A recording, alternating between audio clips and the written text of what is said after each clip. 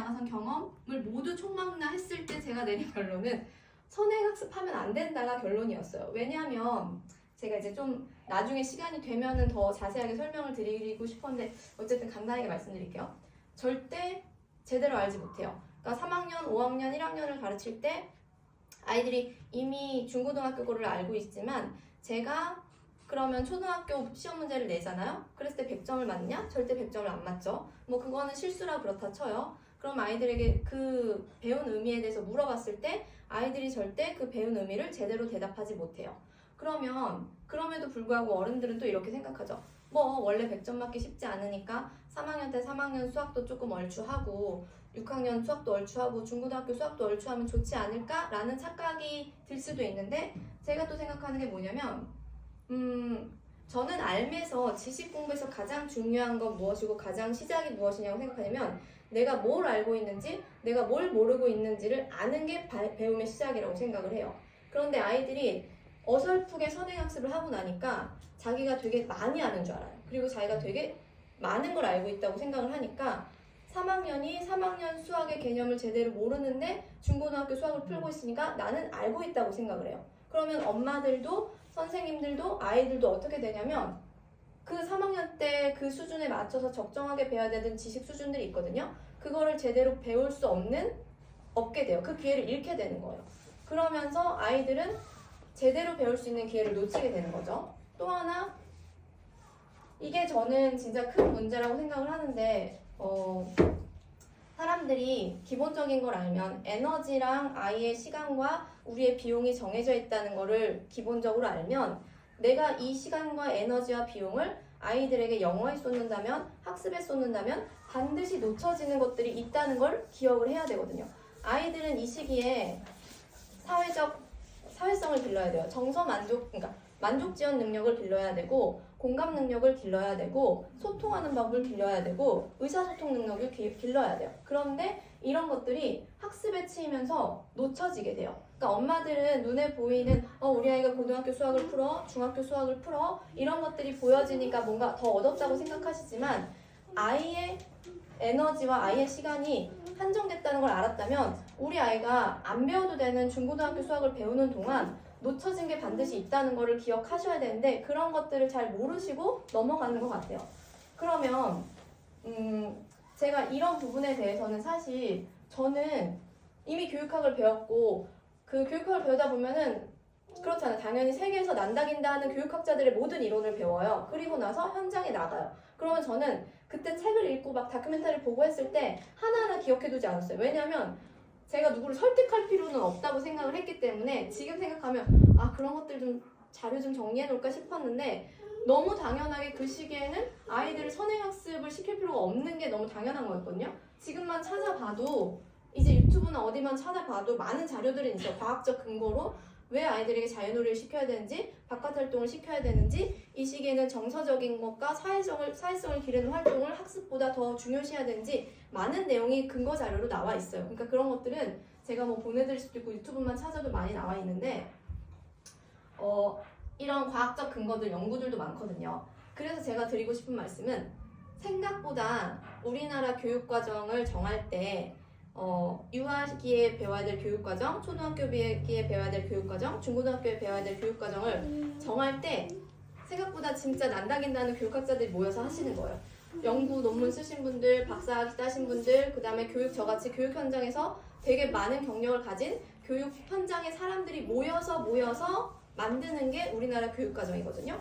그래서 우리가 매 시기마다 배워야 될 아이들에게 주어진 그 교육 과업이 굉장히 과학적이고 굉장히 아동 발달에 근거한다는 거를 기억을 하셔야 돼요. 사실 저는 발도르프 교육에 대해서는 여기 계신 선생님들보다 아는 게 너무 부족할 거예요. 아는 건 없어요. 근데 제가 이 교육을 택한 이유는 그냥 일반적인 교육을 전공한 사람으로서 발도르프 책 안 읽어도 보면 알거든요. 이게 맞는 교육인데 왜 이거를 사람들이 안 시키지라고 사실 저는 되게 의아한데 이 접기 교육이라는 게 굉장히 과학적이고 검증되고 전 세계 모든 교육학자들이 뇌발달 연구, 뭐 fMRI 이런 모든 막 과학적인 걸 다 했을 때도 이게 맞다고 얘기를 해요. 그러면 이 시기에 유아교육에서 중요시하는 게 우리나라에서 이제 지금 제시한 교육과정이거든요. 그걸 누리과정이라고 해요. 혹은 영아들은 표준 교육과정이라고 하고. 그럼 여기 볼게요. 유아는 자율성과 창의성을 신장해야 된다고 하죠. 그리고 전인적 발달과 행복을 추구해야 된다고 해요.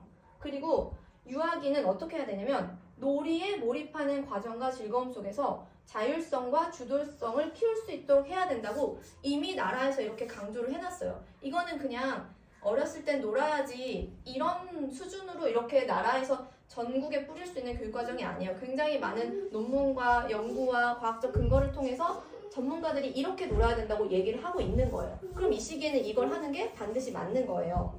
그러면 이게 어떻게 되느냐? 추구하는 인간상이 있죠. 모든 교육과정에 추구하는 인간상이 있거든요. 결국에는 우리가 배워야 될 거는 이런 것들이에요. 창의성, 감성, 사회성, 체력, 주도성. 이게 유아기에 추구해야 될 주요 능력이라고 나라에서도 말을 하고 있는 건데 보시면 알겠지만 이거 그냥 다 발도록부에서 되게 중요시 여기는 능력들이잖아요. 그러면 왜 제가 이렇게 이걸 아는데 일반 놀이학교, 뭐 유치원 이런 데를 안 보내고 여기를 왔냐면 이제 보여드릴게요. 이게 이제 뭐 유아교육을 전공하시는 선생님들이 자격증을 따실 때 배워야 되는 공부 내용이죠. 저런 아까 앞에서 말씀드린 저런 인간상을 만들기 위해 갑자기 교사들한테 자 이런 인간을 만들어 교육을 해라고 했을 때 교사들은 너무 어렵잖아요. 그러니까 교육과정에서는 또 나눠줘요. 자 이렇게 5개의 영역, 이 영역은 뭐 한 3, 4년에 한 번씩 사실 바뀌어요. 이런 영역을 나눠서 이 영역별로 각각의 영역이 매우 중요하니 이 영역을 도달할 수 있는 활동을 놀이로 만들어서 아이들에게 교육해가 이제 국가에서 지침을 하는 거죠. 그럼 어떻게 되냐면 일반 유치원에서는 신체운동, 공놀이 시키자, 사회관계, 뭐 얘기하면서 블록놀이 시키는 거고 자연탐구, 솔방울로 뭐 만들자 이렇게 이런 식으로 하죠. 그래서 다른 기관에 보내보신 분들 아시겠지만 그 주간 활동 계획이 이제 이런 식으로 나오죠. 신체운동, 의사소통, 자연탐구 이렇게. 그럼 여기 어떻게 되냐면 신체운동을 위해서는 대근육 활동을 위해서 소근육 활동을 위해서 우리는 이번 주에 이 놀이를 해요. 의사소통을 위해서 동화 이걸 들려줘요. 자연탐구를 위해서 돋보기로 자연물을 뭐 이런 식으로 다 되는 거예요. 그리고 나서 여기 잘 안 보이시겠지만 어떻게 되어 있냐면 이게 바로 실내 자유놀이로 되어 있는 거예요. 근데 이것도 이제 유치원에서는 그럴 수밖에 없다고 저도 인정을 해요. 왜냐하면은 이런 활동을 했을 때 친구와 손을 잡고 빙글빙글 돌아요도 거기서 아이들이 뭐 노래를 부르면서 해도 되고 뭐 눈을 감고 해도 되고 어느 정도의 자율성이 있는 거고 뭐 블록이 와르르 묻어져요. 자동차를 타고 시장에 가요. 이런 놀이 했을 때 자동차를 타고 뭐 이리 가도 되고 저리 가도 되고 어느 정도 아이들에게 자유도가 있다고 생각을 할 수도 있으니까 이제 이게 실내 자유놀이로 들어가는 거죠. 그런 식으로 활동이 만들어지는 거예요. 그래서 이런 학교, 유치원, 뭐 중고등학교 이런 데는 그거를 탑다운이라고 해요. 나라에서 도달해야 되는 교육과정의 주제를 먼저 주죠. 인간상과 목표. 그러면 그걸 받고서 학교와 교사는 이 영역, 의사소통 능력, 문제해결 능력 이거를 가르치기 위해서 이 아이들은 어떤 시기에 어떻게 배워야지 하면서 제가 가르칠 수업 활동을 하는 거고 학교는 교과서 중심으로 이야기가 풀어져 가겠죠. 그래서 이게 자유놀이라고 되어 있지만 사실 이거는 자유놀이라고 할 수는 없는 거라고 저는 생각을 해요. 사람들은 무엇을 가르칠까가 되게 중요하다고 생각을 하고 이게 정해지면 많은 것들이 해결이 된다고 생각을 하지만 제가 교육 현장에 있어 본 결과 결국엔 무엇이 중요한 게 아니라 어떻게 가르칠 거고 그 아이들이 존재하고 활동을 하는 곳은 어떤 환경과 분위기인 것인가 그리고 정말 그 아이들이 배웠던 게 선생님이 이걸 가르쳐야 돼서 배운 게 아니라 진짜 삶에 녹아들었고 아이들의 일상을 변화시킬 수 있는 배움인가? 이게 더 중요하다는 거를 저는 이제 교육 현장에 있어 봐서 아는 거죠. 그리고 또 하나는 이제 요새 새롭게 화두되고 있는 건데 검증된 교사 사실 뭐 저 때만 해도 뭐 교대 입결이나 뭐 임용고시 이런 것들이 사실 교사의 어느 정도 그런 학습적인 거는 검증이 됐었고 제 동료들 봐도 정말 지금은 다 너무 힘들어 하지만 굉장히 능력 있고 실력 있는 교사였는데 공립에서 그렇게 교대와 임용고시를 뽑아서 이렇게 뽑아도 제가 이제 중요한 건 아무리 훌륭한 교사도 제 동료들 학교 현장을 봤을 때 10% 20%도 별로 역량을 발휘 못하고 있는 게 현실인 것 같아요. 그래서 또 제가 중요하게 하나 봤던 게 뭐냐면 교사는 물론 좋고 훌륭하고 좋은 분야야 되지만 그 어떤 교사도 학부모의 지지나 신뢰를 받지 않는 기관에서는 이제 아무 힘이 없다는 걸 제가 몸소 느꼈기 때문에 그 기관을 택할 때 문화가 학부모들이 교사를 좀 믿어주고 지지하고 신뢰하는 분위기인가? 이거를 되게 중요하게 봤었어요. 그래서 이런 부분들을 봤을 때 저는 여기가 굉장히 다른 교육기관과 다르게 진짜 교육을 하고 있는 곳이다 라는 것들을 깨달았던 것 같아요. 그래서 이제 제가 그 부분을 좀 차근차근 설명을 해드리자면 먼저 아까 보여드렸잖아요. 실내 자유놀이라고 돼 있고서 뭐 블록놀이를 해봐요, 동화책을 읽어봐요 이렇게 돼 있었다면 킨더는 아이들이 와서 스스로 선택하잖아요. 이게 별거 아닌 것 같지만 제가 실험 하나를 알려드릴게요. 교육 실험이요. 선생님이 와서 여러분 30분 동안 블록놀이를 자유롭게 하세요 라고 아이들에게 활동을 주어줘요. 그리고 나서 30분 뒤에 와서 선생님이 다시 말해요. 자, 이제 각자 하고 싶은 놀이로 가도 되고 해왔던 블록놀이를 계속해도 돼요 라고 하자 아이들이 30분 뒤에 블록놀이에 남아있는 친구가 한 명도 없어요. 다 다른 놀이로 가게 돼요. 그리고 나서 이제 두 번째 그룹에게는 선생님이 어떻게 말씀하시냐면 자, 30분간 여러분들이 자유롭게 하고 싶은 놀이를 시작하세요 라고 해요. 그리고 나서 30분 뒤에 선생님이 오셔요. 그 뒤엔 당연히 어떻게 됐을까요? 아무도 자기가 하던 놀이를 떠나지 않고 계속하게 돼요. 그러니까 이 실험이 의도하는 바는 뭐냐면 결국에는 내가 먼저 시작을 했느냐, 그 자발성과 내적 동기가 얼마나 아이들의 놀이에서, 아이들의 활동에서 중요한지를 보여주는 거예요. 이 연구 결과 이 자발성이 어느 정도냐에 따라서 그 활동에서 상호작용, 의사소통, 놀이의 몰입도가 굉장히 달라졌다는 이제 연구 결과예요.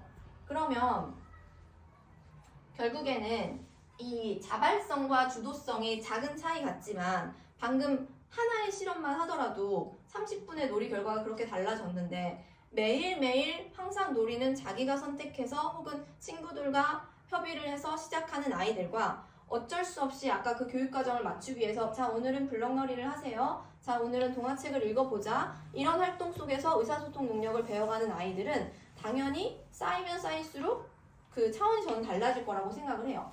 그리고 이 부분에 대해서도 제가 말씀을 드리고 싶은 게 예를 들어 그런 거 있잖아요. 우리가 어쩔 수 없이 회식에 끌려간 술자리와 내가 정말 좋아하는 주제의 뭐 동호회나 친구들하고 만들어낸 뭐 자리에서 내가 어떻게든 저 사람과 친해지기 위해서 의사소통 능력, 그 다음에 막 내가 가진 모든 인간관계 기술, 문제 해결 능력을 어디서 더 충실하게 적극적으로 하실지 한번 생각을 해보세요. 그랬을 때 당연히 내가 만들어냈고 오늘은 내가 이 놀이 하자 그래서 아이들 끌고 왔어. 혹은 내가 오늘 진짜 이 놀이 잘해보고 싶어. 이런 마음으로 접하는 아이들의 그 과정에서 아이들이 키워낼 이런 능력과 그냥 선생님이 자, 오늘은 블록놀이야 해봐 라고 했을 때 아이들이 길러낸 능력이 그냥 당연히 다르다는 거는 당연하고 이게 1년, 2년, 3년 쌓여갔을 때 아이들이 당연히 변화할 수밖에 없다는 건 전 당연한 거라고 생각을 해요. 결국에 이게 제일 중요한 게 사회성을 길러주겠죠. 그냥 제가 아이들한테 그런 우스갯소리 한 적 있거든요. 5, 6학년한테. 너네 선생님한테 선생님이 집에 가면 누구는 몇 점이지, 누구는 시험 몇 점이지 생각이 날 것 같아? 단 하나도 나지 않아. 선생님이 생각나는 건 뭐냐면 오늘 와서 선생님한테 인사 한번 예쁘게 했던 친구, 너희들은 모르겠지만 친구가 뭐 청소하고 있었는데 가서 도와준 친구, 혹은 친구들이 싸우고 있었는데 가서 기가 막히게 친구들의 갈등을 풀어줬던 친구, 이런 것들이 기억에 남고 나중에 더 어른이 됐을 때도 결국 그런 것들이 너의 인생을 굉장히 풍요롭게 만들어주고 더 좋은 삶을 만들어줄 거라고 생각을 하는데 이게 저는 더 중요해진 시대가 올 거라고 생각을 하거든요. AI 시대가 될수록 지식, 뭐 정보 이런 것들은 우리보다 어차피 컴퓨터가 더 잘해줄 게 너무 명확한 시대예요. 그때 이런 사회성을 기르는 게 가장 중요하게 여겨져야 된다고 생각하는 세상이기 때문에 저는 킨더 이런 자유놀이가 아이들이 이때 배워야 될 굉장히 좋은 능력들을 길러주고 있다고 생각을 했어요. 그리고 이제 또 하나가 이제 우리는 어쩔 수 없이 환경에 의해서 조종당하고 있다고 저는 생각을 해요.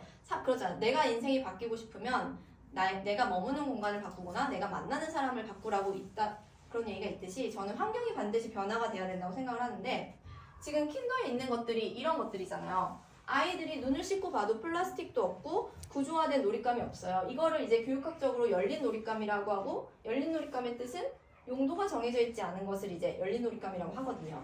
근데 한번 볼게요.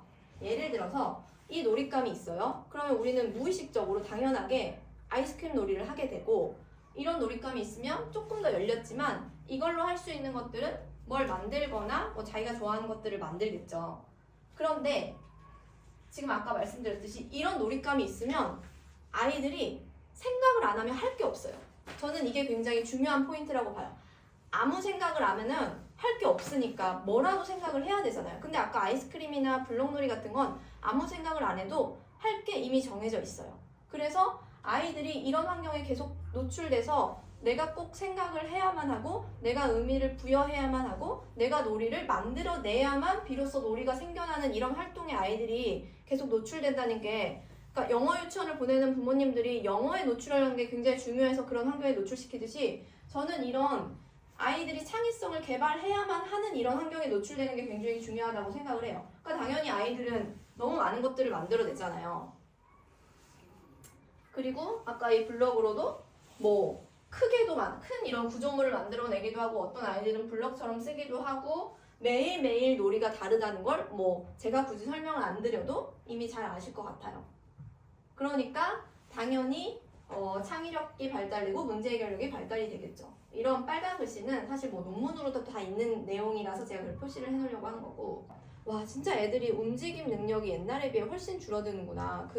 우리가 옛날에 뛰어놀던 그런 아이들보다 굉장히 신체 조절 능력이나 그런 움직임 능력이 되게 떨어진다고 생각을 하는데, 요새 아이들이 다 대부분 앉아서 소규모 장난감 이런 것들을 가지고 놀고 바깥에서 뛰어놀 경우가 잘 없잖아요. 근데 킹더는 이런 대교구가 있잖아요. 저는 이런 교구도 굉장히 좋다고 생각을 하거든요. 왜냐면은 아이들에게 어쩔 수 없이 움직임을 이끌어내잖아요. 이거를 자동차 굴리는 미끄럼틀로 쓰기도 하지만 어쩔 수 없이 꽤 많은 시간들을 이렇게 스스로의 움직임을 이끌어내는 거니까 당연히 여기서 아이들이 신체 조절 능력이 발달할 수밖에 없다고 생각을 해요. 그러니까 그리고 아시겠지만 아이들이 미끄럼틀을 뭐 여기 올리느냐 여기 올리느냐에 따라서 다 난이도도 달라지고, 그 다음 형님들이 만들어 놓은 구조물에서 자기가 올라갈 수 있는 만큼만 올라가고, 이런 것들이 다 보이지는 않지만 아이들 스스로 직감적으로 나의 난이도에 맞게 그 움직임의 조절을 하고 있다고 생각을 하거든요. 그래서 이것도 저는 이걸 보면 무슨 생각이 드냐면, 이것도 전문적인 건데 그 비고츠키의 근접 발달 이론이 있어요. 그건 뭐냐면, 비고츠키가 말하기 아이들은 쉽게 해낼 수 있는 과제에서는 아무것도 배우지 않는다. 되게 어려운 과제에서는 스트레스를 받는다. 적절한 도움과 적절한 도전의식을 가지는 플러스 1단계의 과제들이 주어졌을 때 가장 아이들의 발달은 활발하게 이루어진다는 거예요.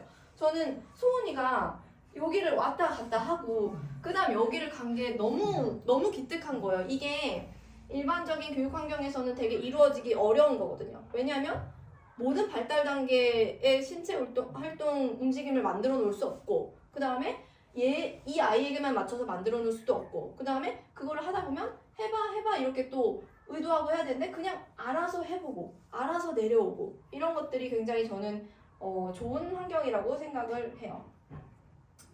그리고 이제 아까 말씀드렸듯이 모든 교육학자들이 말을 해요. 이 시기에는 가장 좋은 학습 방법, 그리고 유일한 방법은 본보기, 모방을 통해서 배우는 시기라고 얘기를 해요. 그러니까 이 시기에 아이들한테 책을 배워서 책을 읽고 뭔가 지식을 습득하고 혹은 강의를 해서 배우는 게 아니라 아이들은 사람을 통해서 배워나가는 시기거든요. 그러면 이거 보면 리아가 되게 기가 막히게 우와 어떻게 이런 생각을 했지 싶게 모닥불을 만들잖아요. 그럼 저는 이걸 보고 와 여기서 리아도 창의력이 발달됐겠다. 근데 이걸 만들면 성현이 맞죠? 성현이가 와서 뭐 물어봤겠죠? 자세한 얘기는 모르지만 그럼 여기서 저는 또 생각하죠. 얘는 설명하고 얘는 듣는구나. 의사소통이 활발하게 이루어졌겠다. 얘는 언니가 이런 걸 만드는 걸 되게 배웠겠다. 사람을 통해서 또 다른 창의력의 하나의 모습을 보았겠다. 그럼 이게 너무 멋있으니까 애들이 또 가지고 오죠. 그럼 또 이렇게 생각을 하죠. 리아는 자기가 만들어진 게 다른 놀이에도 쓰이는 걸 보면 얼마나 뿌듯했을까. 그리고 나서 아이들은 또 여기서 이거는 토치래요. 여기다 불 붙이는 토치를 또 만들었대요. 그러니까 누군가가 만들어놓은 창의력을 발달시켜서 만들어놓은 놀잇감에 또 아이들은 자기의 스토리를 더해 나가는구나. 이런 것들을 2살, 3살, 여기 2살, 3살부터 여기 다니는 아이들은 계속 배워나가겠죠. 그러니까 저는 뭔가 학습적인 조기 교육보다 이런 창의력을 가지고 자율성, 주도성을 가지고 자라난 형님들을 보고 배우는 이게 더 아이들에게 살아있는 배움이라고 생각을 해요. 그래서 여기 보면 진짜 이런 거 보면 저는 되게 흐뭇하고 좋아 보이거든요. 연령이 다른 아이들이 모여서 혹은 이 형님들이 만들어 놓은 걸 가지고 자기 수준에 맞게 자기 페이스에 맞게 리듬을 조절해 가면서 자유롭게 노는 것들을 배우는 거잖아요. 그럼 여기서 당연히 요새 외동이 많은데 다양한 배움이나 경험이나 역할을 보고 배우게 되겠죠.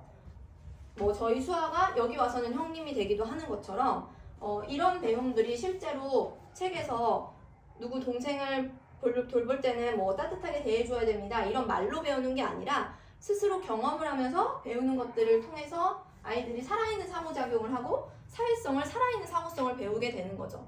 그러니까 그런 말 있잖아요. 우리가 뭐 아무리 뭐 요리를 책으로 읽어도 해봐야 아는 거고, 투자를 하고 싶을 때도 그런 말 있잖아요. 투자 서적 10권 읽느니 그냥 한 주라도 사보고 거기서 실제 해봐야 배운다고. 그러면 아이들은 계속 형, 나, 동생 이 복합적인 관계에서 갈등도 겪고 혹은 누가 칭찬받는 것도 보고 혹은 싸움을 하고 화해하는 것도 보면서 계속적으로 아이들이 길러놔야 될 사회성을 배우고 있다고 생각을 해요. 그래서 저는 이게 책 속에서 배우는 것보다 훨씬 더 살아있는 배움이라고 생각을 해요.